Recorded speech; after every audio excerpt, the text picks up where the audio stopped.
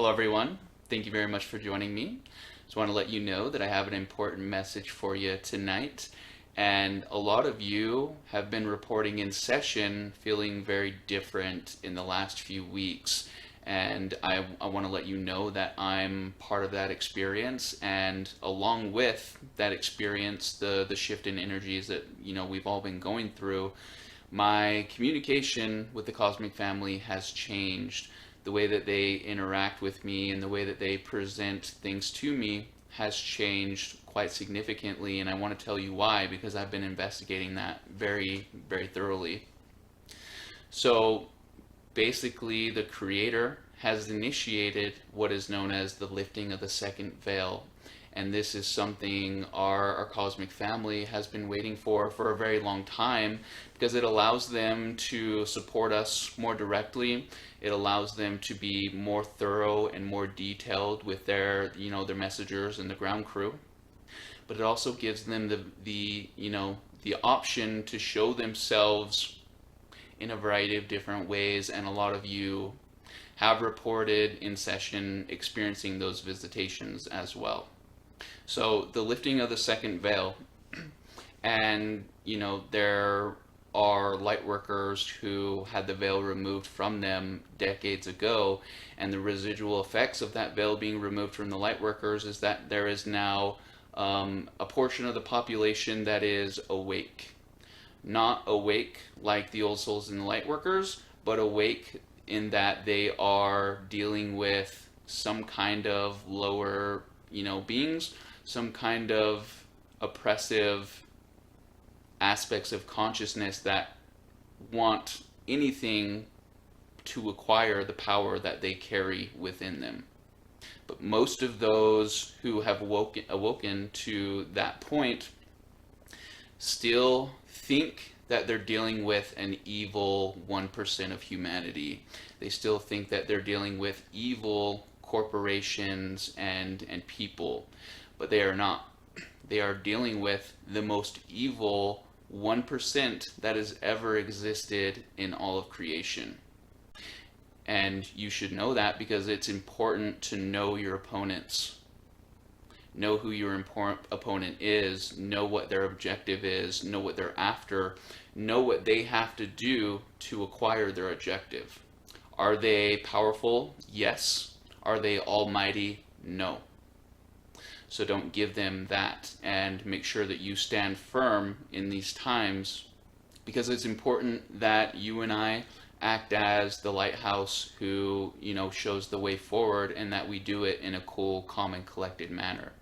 So what comes with the lifting of the second veil?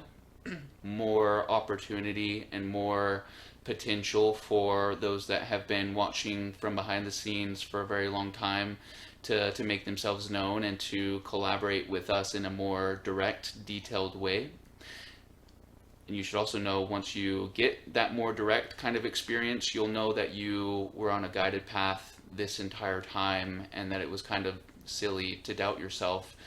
But the access is being given, the tools are being given, and the still small voice that you have within you right now is about to be amplified to the fullest degree.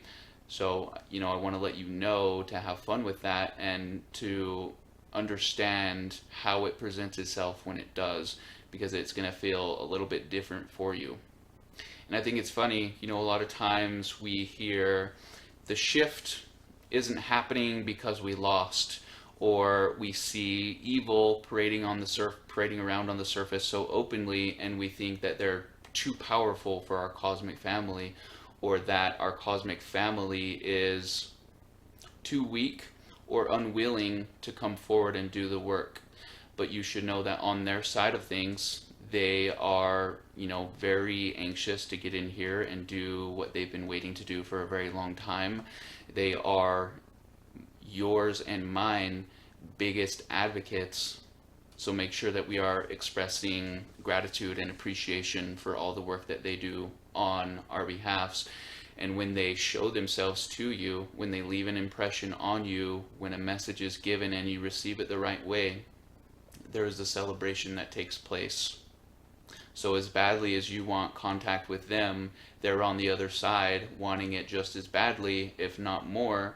And what's holding them up?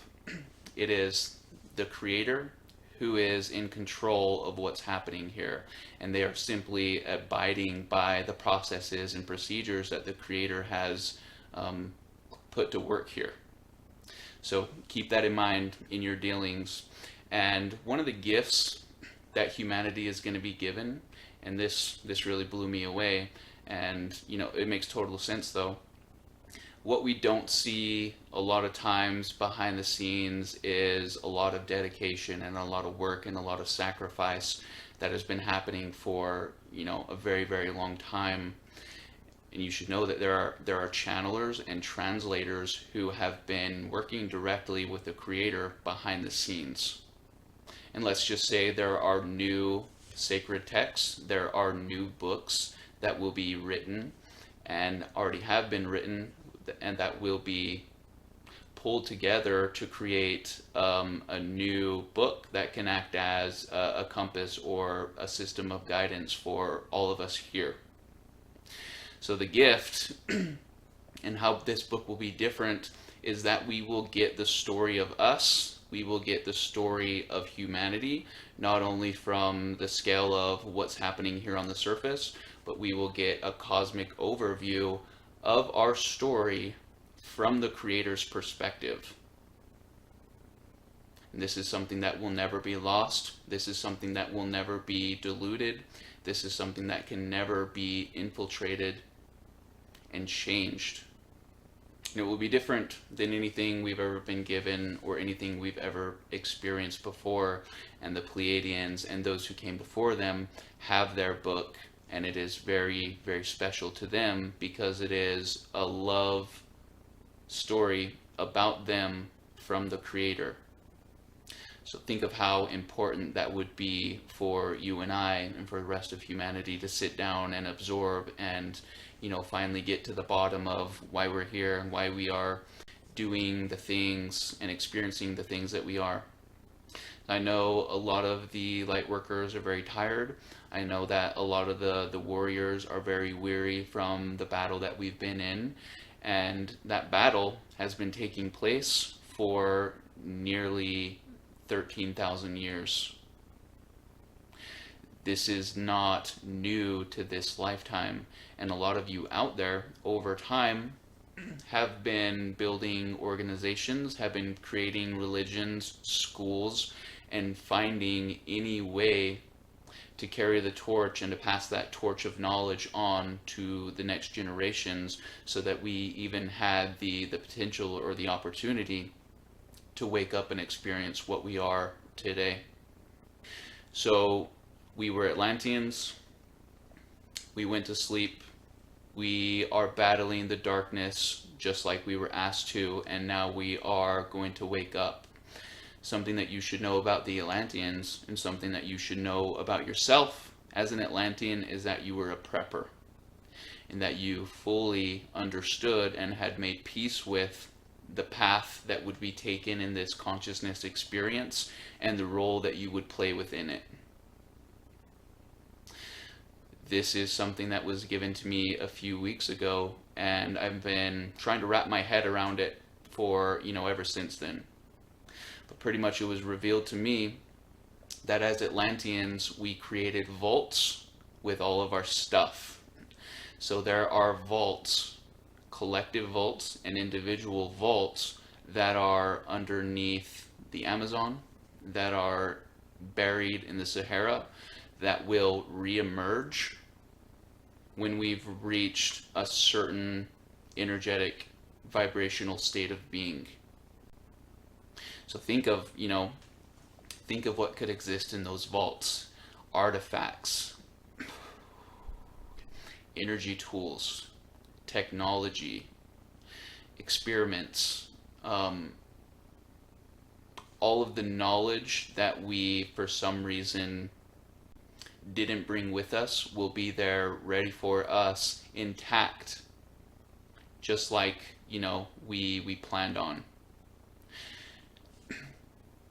with an advanced civilization like the Atlanteans, it doesn't make sense that they were just wiped out and there are no remnants of that civilization existing, and that in all of their achievements and all of our achievements and advancements, that we didn't store knowledge and information about what our experience was and what our story was. All of those things will come back to the forefront, and our entire story will be written, including the old kingdom and the new kingdom. We will wake up, remember who we are. We are not in the business of compromising. We're not in the business of settling for less. We are in the business of remembering who we are and taking back what is ours. And we will not be passive in that process. We will get our stuff back. We will rebuild our cities. We will tell the story of us in its entirety. And we will remember what a gift it is to be a human in this now moment. And a lot of you, like I said, you warriors are tired out there. But when everything is said and done, you would not hesitate to come back and experience the shift again. There's going to be a planet down the road that we are seeding and co-creating with the Creator, and you will be there. You will prepare for the separation again. You will separate yourself from who you really are. You will eliminate the darkness that is drawn here because of those conditions, and then you will pick up the mantle of who you are, and you will remember yourself again for the first time. You will return home for the first time. You will experience love for the first time. The soul understands what it's doing. What were you planning when you came here? Were you entrapped and enslaved here? Or did you come here because you have the resume and you wanted access to the potential that exists here that cannot be found anywhere else? Anyway, so some things to think about, and I hope I triggered some curiosity in you today. Keep your eyes open and keep striving for greatness and keep pushing yourself to the limits of what you think is possible. And that's really what it takes to do the work that the old souls and the light workers are being asked here. Anyway, thank you very much, you guys. I will see you soon. Goodbye.